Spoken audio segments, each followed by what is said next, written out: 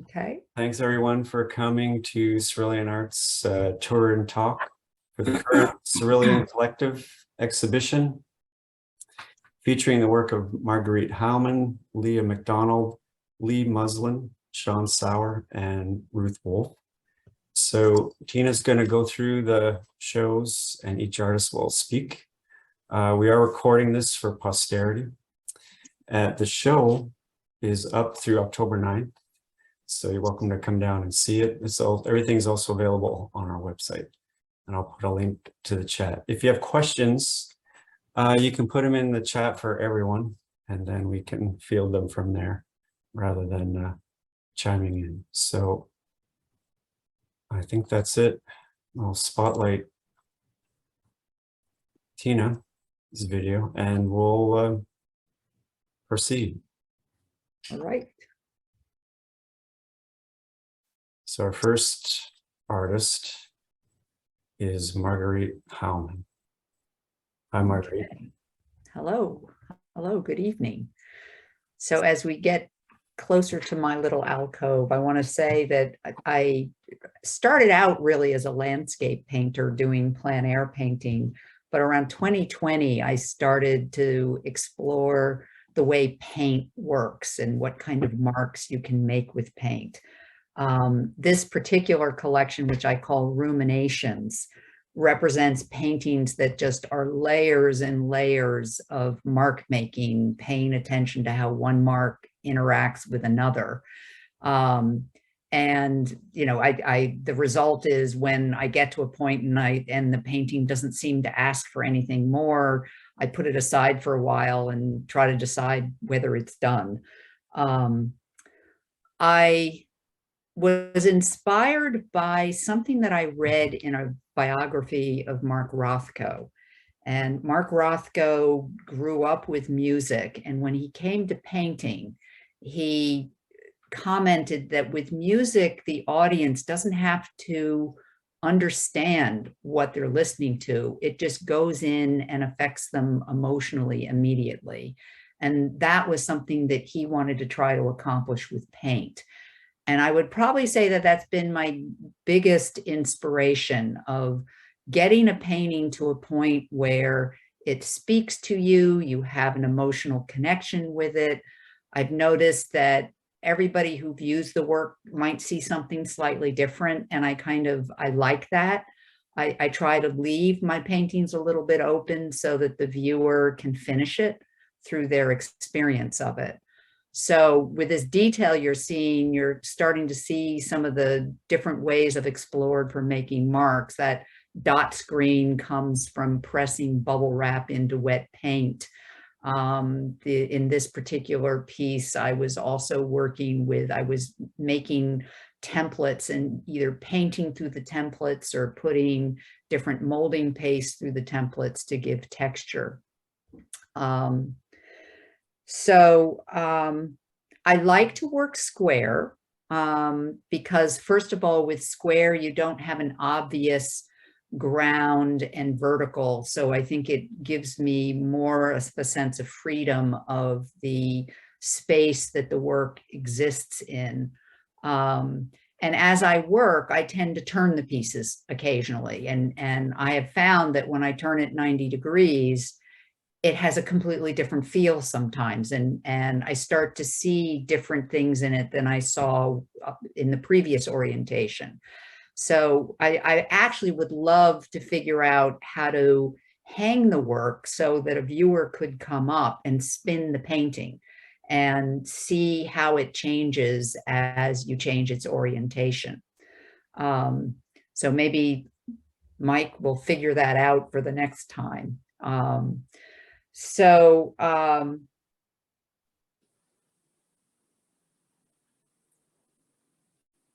One of the questions I've had all along with these is how do I know when it's done? Because unlike when I'm painting a landscape and I can see when I think I've captured the feeling of a landscape, I've been playing with understanding when my work is done. And sometimes, in fact, many times I realize it was done just before I did that last thing to it. And then I feel like I have to go into a reset and bring it back again. So a lot of these paintings have layers and layers of paintings underneath that I just imagine it's like an archaeological dig. If you could dig down through my paintings, you'd explore all these other facets of personality that are hidden in them. And I like to think that that contributes in the end to the way the marks on the surface sit and the type of energy that they provide to the viewer.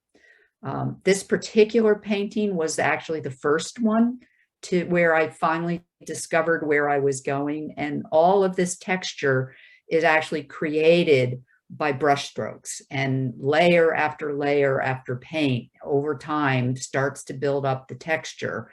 And one day I discovered when I picked up a brayer and ran it through my paint that I could roll it over the surface and accentuate the texture of the paint. So this was a breakthrough piece. It also shows some of the dripping technique where sometimes I'll put paint on and then I'll find a way to take paint off. And both actions create marks that have different feelings to them. This one is a highly textured painting where I've used a lot of molding paste, and I've pressed it through different fabrics or different screen objects so that it leaves behind the textures. And depending on how wet or moist it is, the texture either is very clean and precise or it's very blurred. And I'm been discovering and exploring the ways those different textures talk to each other. So Marguerite, yeah, it looks like you're using a metallic paint. Yes, actually, and one of my friends has joined the call tonight. She was in Italy and brought back a jar of the most beautiful gold pigment. And when she saw the paintings I was doing, she went home and thought, oh, I know who needs this. And one day I opened the mail and there was a box of this most amazing gold pigment, which I discovered because I'm using acrylic. Actually, it's a combination of acrylic and flash being a vinyl-based water ink, but it's compatible with acrylic. That all I needed to do was take some acrylic medium and mix it with this gold pigment. And this particular painting, at one point, I got so carried away with how gorgeous the gold was that the entire painting went gold. And I had to pull it back from that by bringing blue back into it and then bringing some gold back with the roller. So each of these paintings represents a wild ride and trying to, make the marks and manage the marks and understand the marks, and then know when to stop when it had a life of its own. This piece is actually the last. That other one was the first. This was the last one off. And this one is going someplace compositionally that I found is much different than the other work I was doing. It's still based on marks and texture. In this case, I've actually brought a bit of collage in where I'm actually using pieces of burlap. And then once I've glued them down with acrylic medium, I paint them. And then I bring some of the molding paste, I'll lay it all up on one end of the canvas and pull it all up with a squeegee to make these different movements and shapes where it kind of starts to cover the burlap, but not really. And all of those marks to me are telling you about the texture of the medium that I was using. And it lets the paint talk. This is one actually that a friend referred to as Fractured Sky. Now, I have nicknames for all these paintings, but I purposely didn't title them with a name because I have found that each viewer, as they experience it, kind of has their own experience. And if I gave them my nickname, they'd be trying to figure out how I got that name instead of just experiencing the painting and making up their own name for it.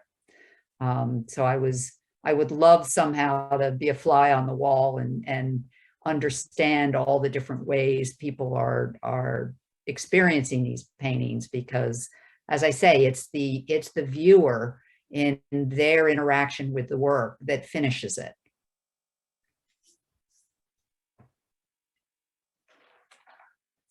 So yeah, these were, I tend to use the smaller 12 by 12 format as my way to experiment. So I can quickly try different techniques. And when I see something I like, then I'll take it to a larger format and see how scaling it up changes the approach. So yeah, these are more of text, playing with the different textures that I can get by pressing medium through screens. This was actually a piece of lace that I bought, that when I bought it at the fabric store, somebody was like, "Oh, what lovely lace. What are you going to make with this?" And I was kind of like, "You don't want to know what I'm going to do with it," because I lay this beautiful lace down and then I smear acrylic molding paste through it to leave the texture. And then you work with paint and roller to figure out the right way to highlight the texture.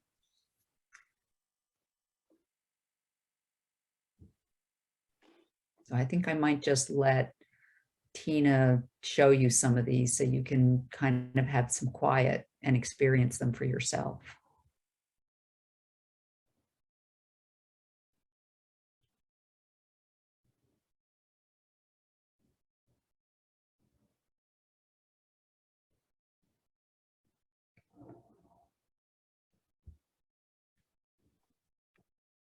This one was an interesting one because I actually buttered the panel with a thick layer of molding paste and let it dry. And then I started carving it like I was carving a linoleum block. And that left textures that when I used the roller and went over the top, it kind of highlighted the top of the block. So kind of like a relief print, only it is the substrate too.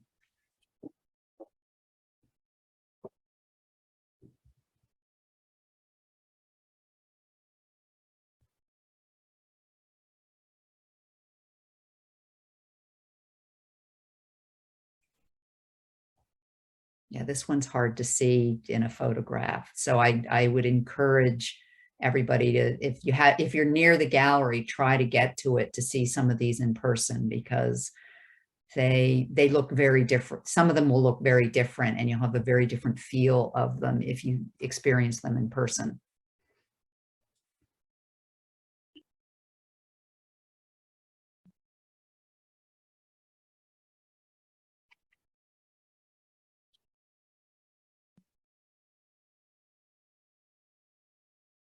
All right. Thank you, Marguerite. Thank you. And thank everybody for taking the time to come see this.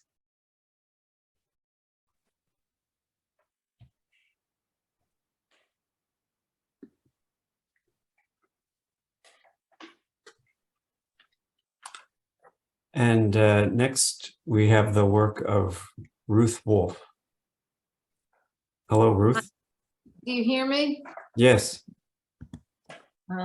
So I want to thank you, Mike and Tina, for always doing such a wonderful job hanging the work and giving me fresh eyes when I come in there and seeing how you see my work. So thank you very much. And I will talk about this show, which I have entitled Palimpsests and Portraits. For my statement that is included with the list of paintings, I wrote, much of my work over the past few years has been about identity. Projects like the 72 Virgins, who are these women, the yellow wallpaper, and Anon was a woman, acknowledged the uniqueness of each individual and their stories. When I began to understand that this interest was due in part to my own identity uncertainty, I looked into my family tree.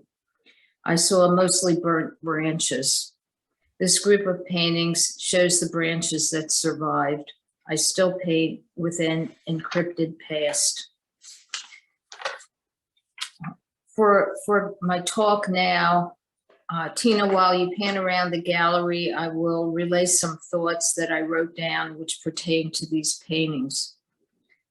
I call this group palimpsests and portraits. The portraits, which you're focusing on now, are all 12 by 12. I play with mixed media and see how different materials react with acrylic medium. It's fun. I find vestiges in the expressive qualities of the medium. The palimpsests are all repainted canvases. Palimpsests refer to a parchment or a manuscript on which the original writing has been erased for overwriting, but on which traces remain. I ask myself, Ruth, are you really going to show these paintings again? If the answer is no, or even maybe, then I consider it an available pre-stretched canvas that is already primed with a colored ground. This is where intent supersedes narrative. What I intend to say replaces an established narrative. However, while each painting is redefined, its past remains. It is buried but not forgotten. The act of covering up is an act of erasure. With the past stored in the layers of paint, nothing is irretrievably lost. The past cannot be undone, only redefined. So issues of alternative facts, revisionist theory, history deniers pound in my brain. I am concerned about informational tranquilizers. I am concerned about the ongoing deprivation of rights here in the US. I am concerned about what you think doesn't matter. How can I paint something that is taken away? I can scrape away layers, but with acrylic paint, a shadow always remains. I can paint over, redefine, cover up the past, but the past is always present. I think the theme of my paintings over the past many years is identity and cultural erasure. I take solace in the beauty of color. That is it. Come to the gallery, see the work. I'm done talking.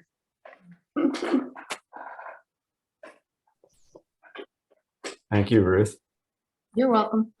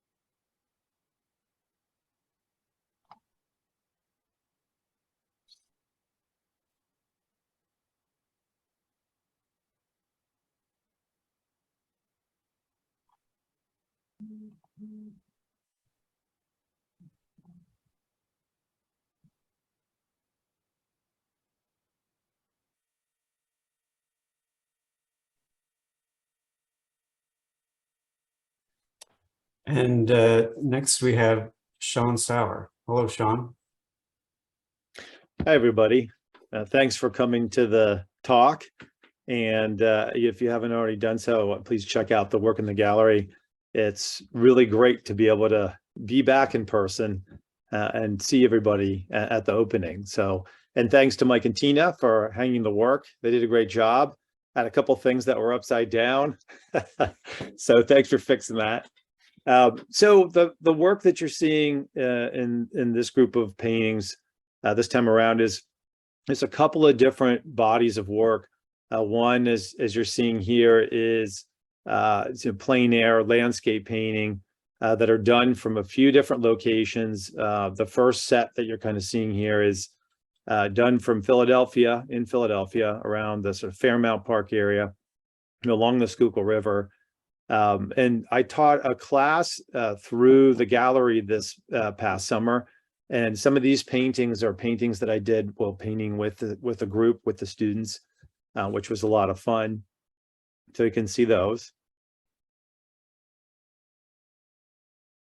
And these are all pretty quick paintings. These are like just one session, maybe an hour to an hour and a half. And then this is Lemon Hill. We're kind of making our way up the Schuylkill.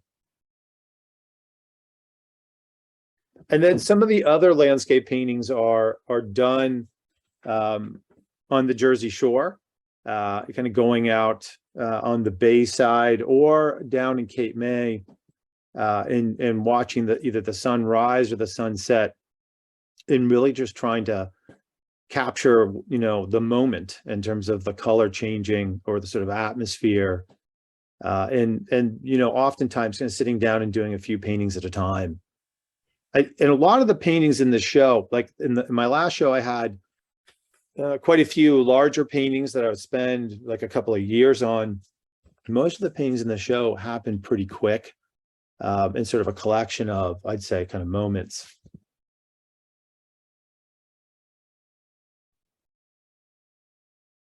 So these other paintings that are in the show are, once again, done on location in a local greenhouse, kind of looking at either specific locations that I'm attracted to. There's sort of like an event, a light, or some kind of moment in terms of the texture that I find that I'm really fascinated by, and kind of making the painting around that. So as I said, with these larger paintings that I was doing, I was finding little moments in them, like a reflection of light on the floor, or something in a piece of glass, and then started doing these, much quicker paintings, smaller paintings, that, you're really focusing on that. I'm like, well, why can't that be the focus? Why can't that be the painting? That sort of little vignette.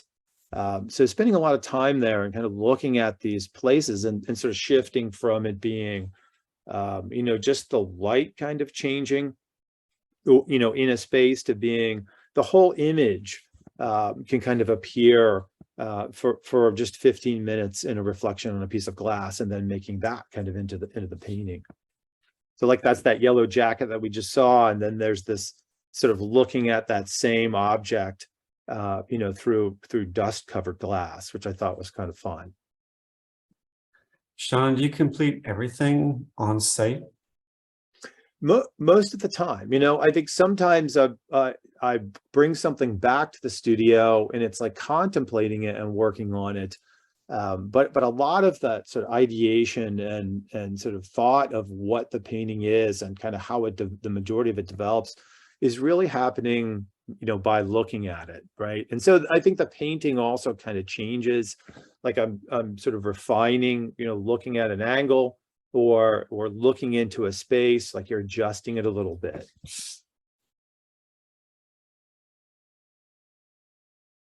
And so some of them are from looking through glass into a space, or looking through some layer of something.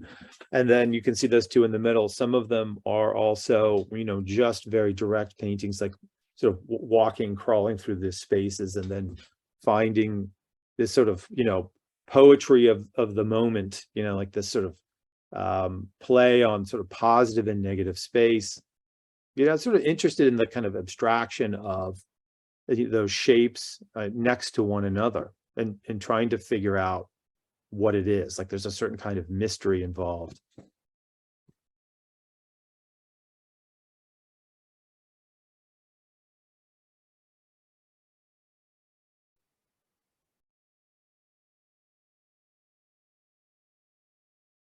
Yeah, so this is kind of interesting. Like so this is a door.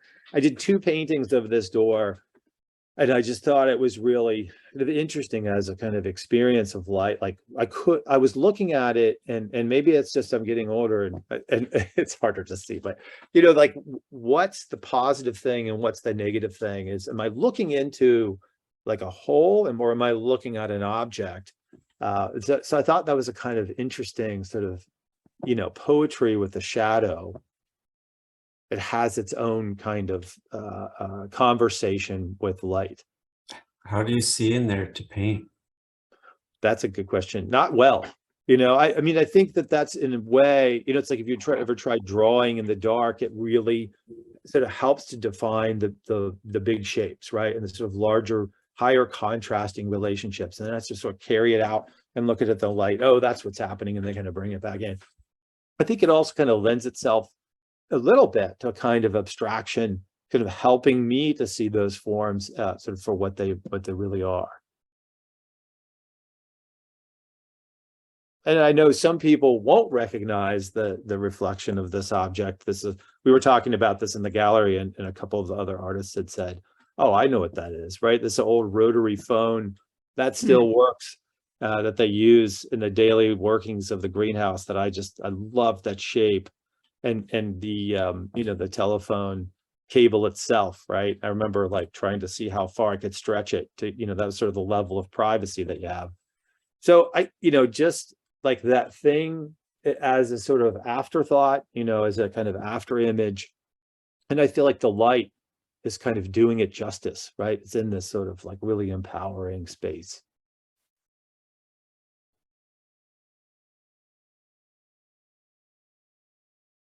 Yeah, so this is sort of a microcosm. This is like mold that's growing between 2 sheets of glass. And then, there's sort of the joke of the paint kind of dripping down. Like, there's a little bit of a trompe l'oeil kind of idea of like the thing is on the surface, or is it behind the thing? Once again, a little bit of a play on space. And then, as I said, these are quicker paintings, and I've been having, it's been interesting, having a lot of fun kind of painting on this pre-primed linen. And then if it gets to a certain point that I like it, then I cut it down, and then it's creating the edge of the painting kind of has been happening sort of later in the painting process. So that's really certainly been something that's been interesting for me. That's usually I sort of start with something and then build it out. This is new for me to be sort of cutting things down and cropping and kind of editing in that way.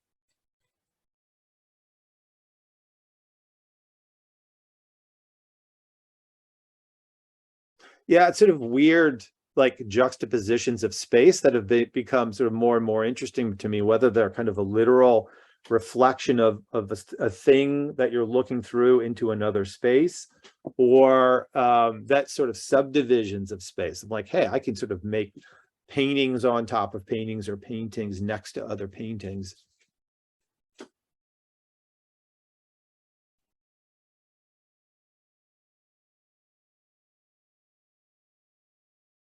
And these are all oil.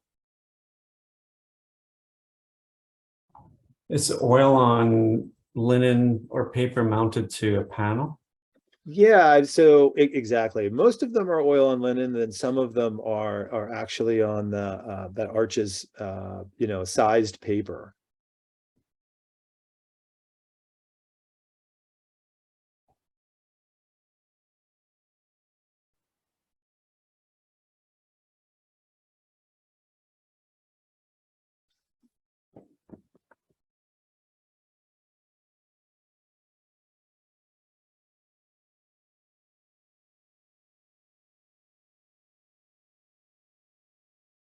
And then in this last wall, these are all paintings, once again, done on the coast of New Jersey.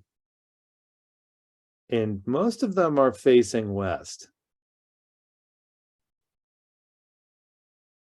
And they all, so a lot of these paintings are, I'm painting one thing, and this is something I've been kind of getting more and more into.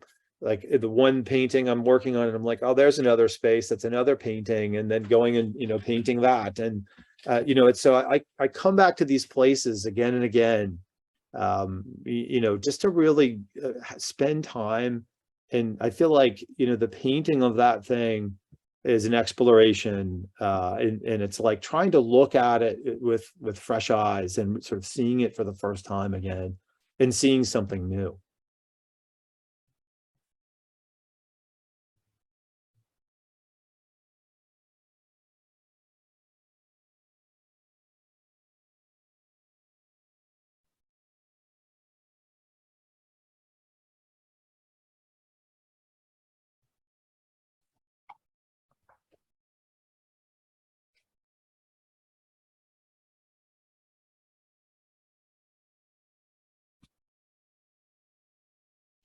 I think that's the last one. So thanks, everybody. Thank you, Sean.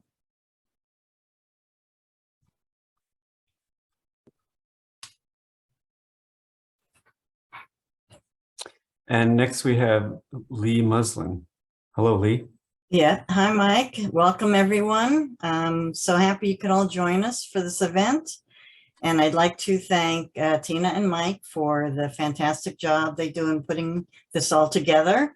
As usual, I'm always very impressed when I come in to see the work hung. I thought I would talk a little bit today about my process, because that is a main component of my work. Acrylic paint is my chosen medium because of its quick drying abilities. I build up many layers in my work, and I love the history that creates. I begin my work without any preconceived ideas about what the finished work is going to look like. And as I paint, I listen to different types of music, and that fosters an innate reaction with my paintbrush or mark making tools, either fast or slow, calm, excited, a whole range of emotions. It's actually difficult to give a step-by-step exact explanation of my process because it changes with every painting. It is very improvisational, embracing a sense of play and the thrill of experimentation and discovery.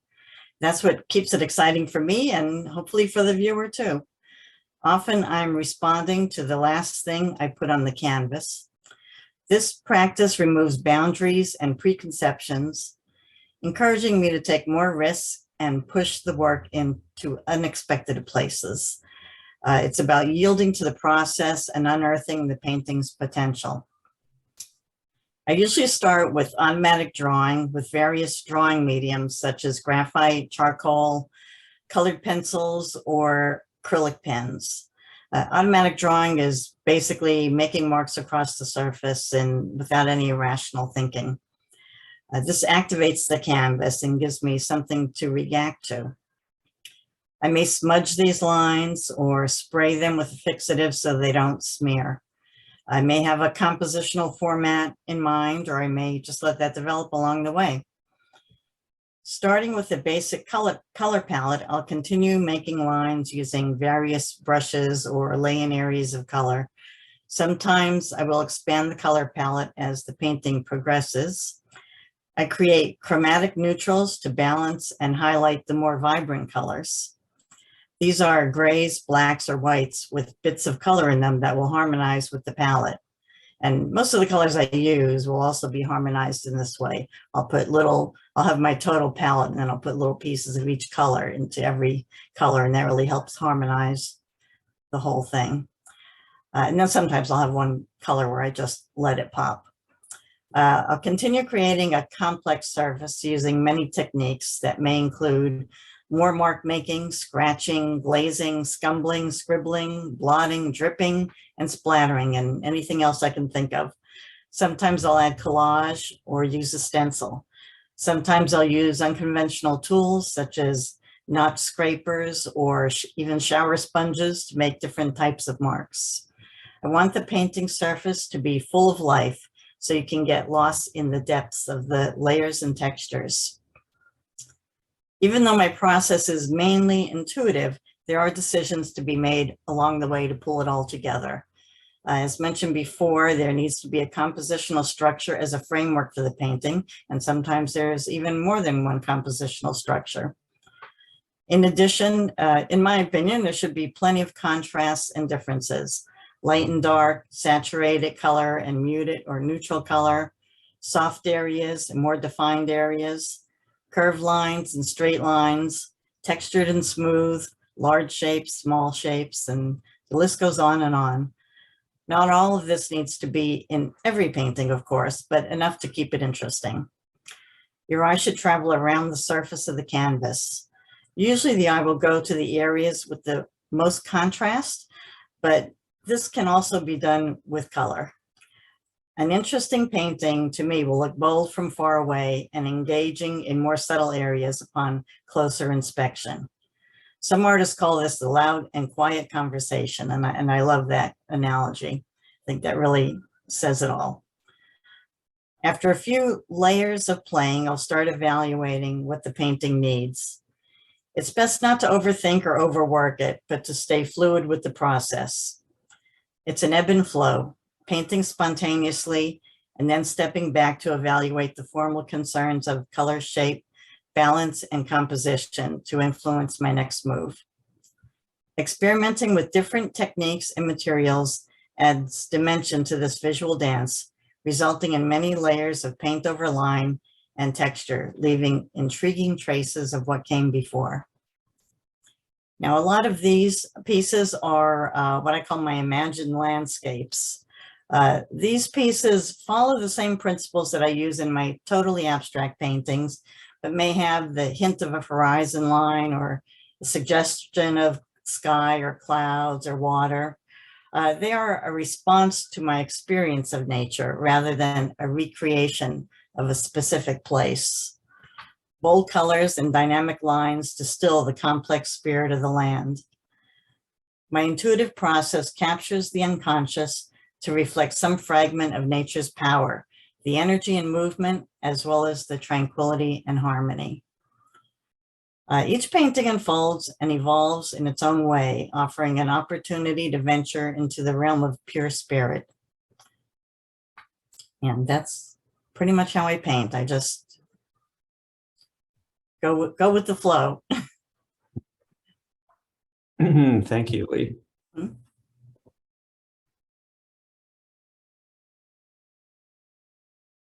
Yeah, this is an example of where I've used a stencil very subtly in the right middle part. You can actually almost not even tell that there's a different color there.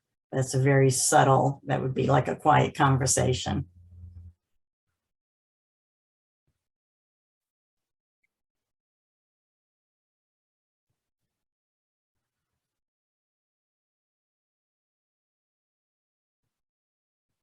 And even on a more calm composition as this one, I still like to have some areas of interest and excitement going on to just not have it boring, just keep it interesting.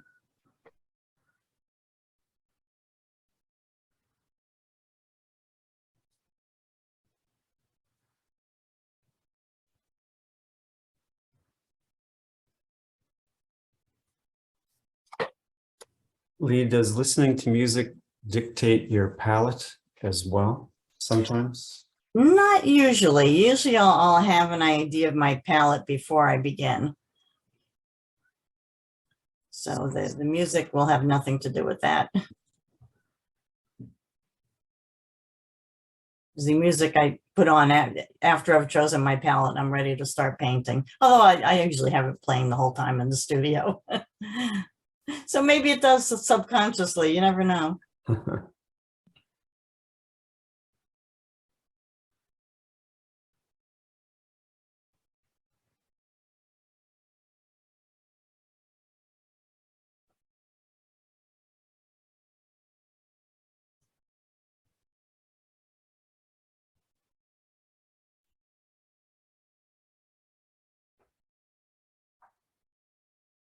Yeah, and these two, even though they're very abstract, there is a little hint of a horizon line there. If you want to think of it that way. Yeah, there's hints in many of your works, I think. Yes, yes. I don't want it to be too obvious. Mhm. Well, thanks again. Okay, thank you. And next we have Leah Macdonald. Hello, Leah. Hey, Mike.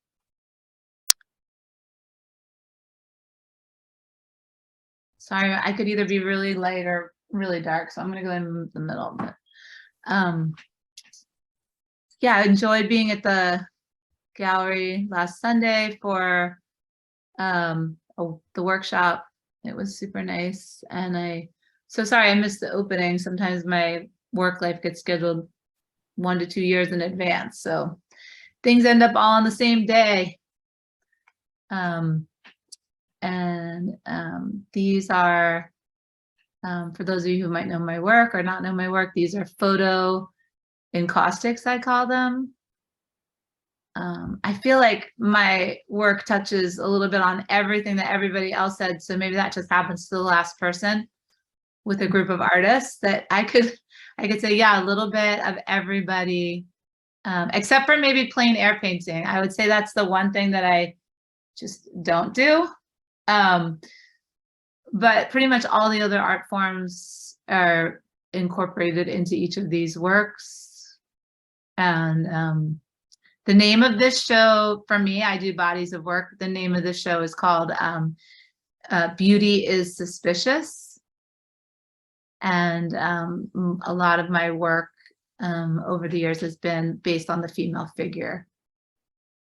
And my earlier career was in analog film photography and darkroom printing. So I discovered encaustics actually in college and graduate school. And so I guess since my early 20s, I've been not only focused on photography and all of the things about the photography world, but also curious and exploring and investigating and experimenting with encaustics, which has been, you know, a fun kind of it's not exactly a hobby, but a fun aspect or twist to my photography work. And so over the years, you know, the work is sort of balanced like a seesaw back and forth between those two worlds. I mean, I'm still primarily a photographer, but I do really love the painting and I love the encaustics. So I just find that as a medium themselves, they're just fascinating and explosive and alchemistic and surprising and wild and organic. So I really like animals too, and I ride horses. So there must be something about that kind of like control, like in control, out of control, that balance between those two worlds that I really like. And based on my experience in the darkroom, you know, I really like heat and chemicals and sort of pushing the envelope on what materials can do, right? So if you use a torch, you burn stuff, or you sand stuff, or you make marks. Leah, I loved what you said. I'm gonna steal your list, actually. I love Lee's list of all the things she does, because I definitely do all of those. And then we could add, you know, fire, sandpaper, razor blades. But this particular work has evolved a little bit for me. And I feel like that's the really fun thing about my medium and this process I've kind of made up is I counted the steps. It's actually 1, 2, 3, 4. It's actually 6 totally unique individual steps that I follow and have followed for years. But again, like, I don't know exactly how they're all going to turn out. Like, I don't know the end result. And I think an interesting thing about my work too is I work in a group. So I don't ever just work on one piece. I work in like a family unit or a series. So I have to actually have about 20 to 30 pieces around me happening. And I work on them for about a year to a year and a half. And so, you know, and it's all the steps are so important. Like there's the photographic aspects and then editing the photos and printing the photos and then collaging the photos and sort of matching them up, like which ones go with which. And then there's the underpainting where I use a lot of torches and sandpaper and gesso and sometimes, and I've used concrete and stucco, just really alternative kind of heavy materials. And then when that's all finished, I start layering them with wax, and that's just a really interesting, beautiful process. And then every single one is finished. They're all finished with these beautiful, beautiful, beautiful encaustic pigment sticks. So, but this year's work is a little bit different. I'd say it's probably if my old, I was represented by a gallery in Woodstock, New York for about 15 years, and they retired and closed the gallery. But Bernard used to always ask me, like, why can't we have more color? Like, why can't you put more color in them? I add more color. And I'd be like, yeah, I'm a black and white photographer, man. Like, what? Like, what do you want from me? So this year, I actually went to the Encaustic conference in June, and I bought a bunch of paints. So Encaustic has this sort of limited market for the paint. And so I bought a bunch of paints made by a person named Miles Conrad. And so those paint, you know, I really wanted to use them all. So I think it's interesting how materials and people and things come into our lives and shift our work in a direction.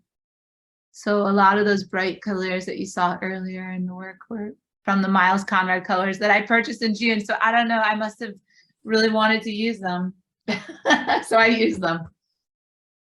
I also used, there's like about, you know, you're looking at pieces, especially the encaustic pieces, not so much the silver prints, but the encaustic photos have so many layers, you know, so you're looking at a piece, you know, through a lens of sort of complicated realities in different parts of my life.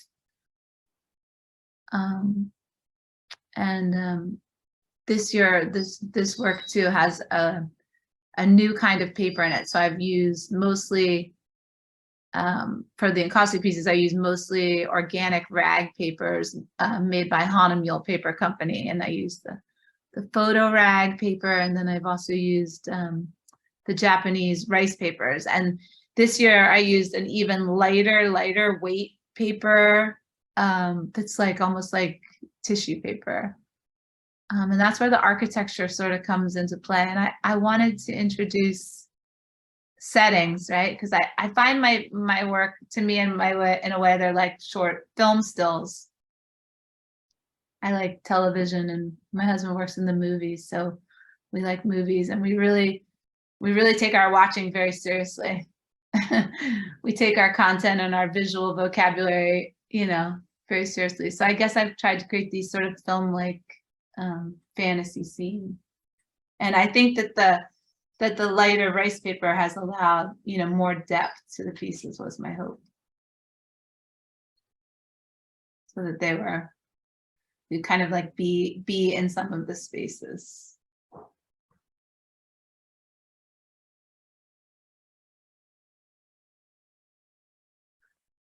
Oh, the flower ones.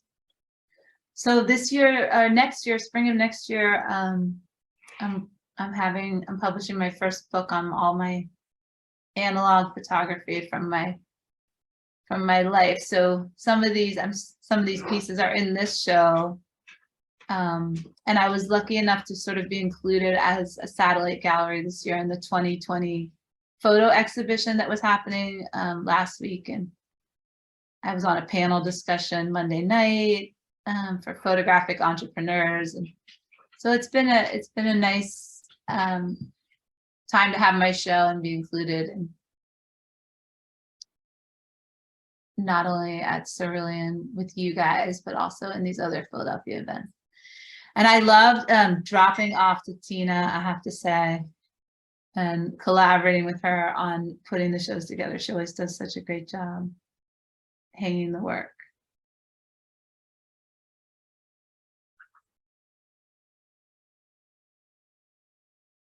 So I thank you guys so much for that. That's wonderful.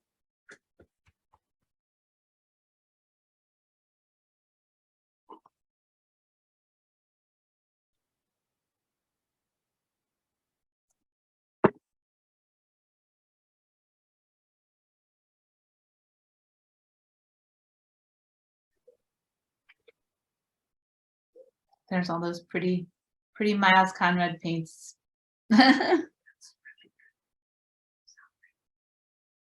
Yep. Yeah, so my new favorite color is chartreuse. Who would have thought? I know. Thank you, Leah. Sure.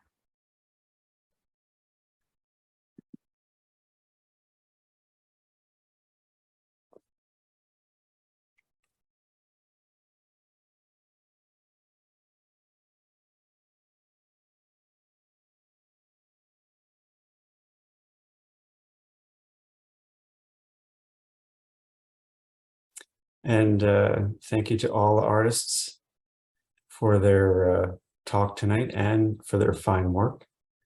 And thank you for coming. Hopefully you can come down and see the show. It's up through October 9th. And have a great night.